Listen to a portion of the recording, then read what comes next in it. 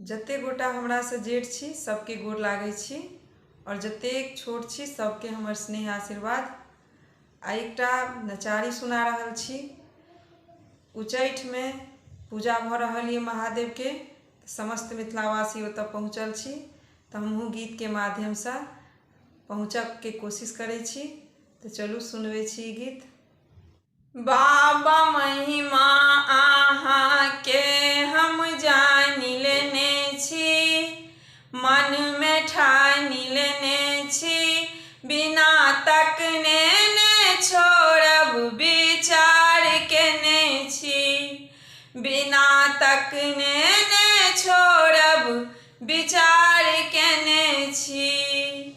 बात सत्य कहै छी से मान लियौ, बात सत्य कहै छी से मान लियौ, बिना तकने ने छोड़ब से जान लियौ, बिना तकने ने छोड़ब से जान लियौ।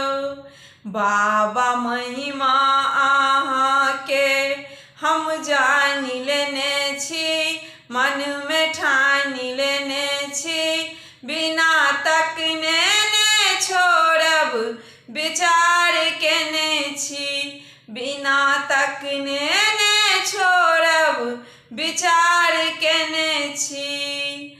आहाँ के जोगी सन भेष कते नीक लागैये, आहाँ के जोगी सन भेष कते नीक लागैये, बाघ छाला पर सर्प कते ठीक लागैये, भाल दुतिया के चाँद बीच साइज लेने छी, भाल दुतिया के चाँद बीच साइज लेने छी, बिना तकने ने छोड़ब विचार केने छी, बिना तकने ने छोड़ब विचार केने छी।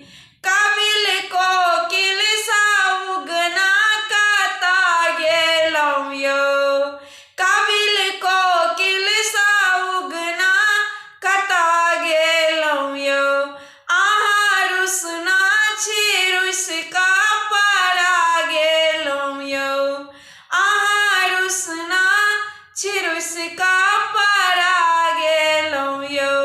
बाबा महिमा आहाँ के हम जानि लेने छी, मन में ठानि लेने छी, बिना तकने ने छोड़ब विचार केने छी, बिना तकने ने छोड़ब विचार केने छी।